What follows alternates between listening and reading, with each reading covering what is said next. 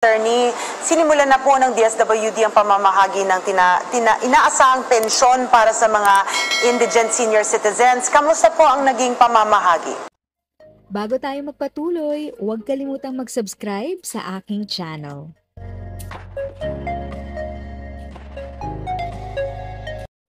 Thank you sa pag-click ng aking video. Good day po sa lahat ng mga nanonood. Sa mga bagong viewers at napadaan lang, by the way, I'm Tita Eda. Welcome to my channel.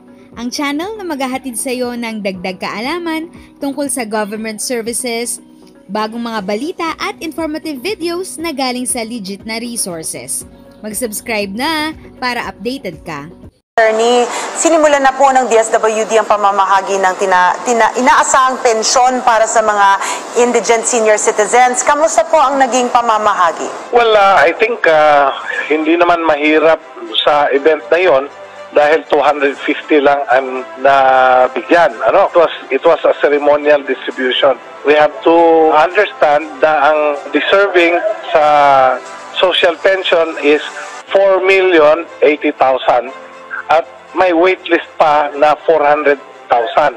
So, isang malaking challenge talaga ito. And the law, unfortunately, the law says ita-transfer yan from the SWD to NCSC. Kaya sa yugto na ito, we are really preparing hard paano natin magawan ng pamamaraan na hindi mahirap mamahagi sa social pension na karami-rami ang beneficiary at ang laki ng halaga na dapat darating talaga sa lahat ng mga beneficiaries na indigent senior citizens. Yung mga frail, sickly, with disability and with no visible means of support.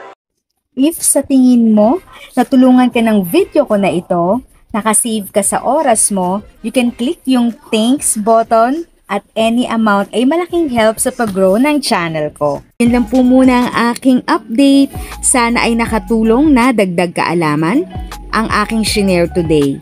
Ang goal ng aking channel ay mag-create ng awareness. Kung ganitong mga topic ang gusto mo, panoorin mo ang mga videos ko na ito.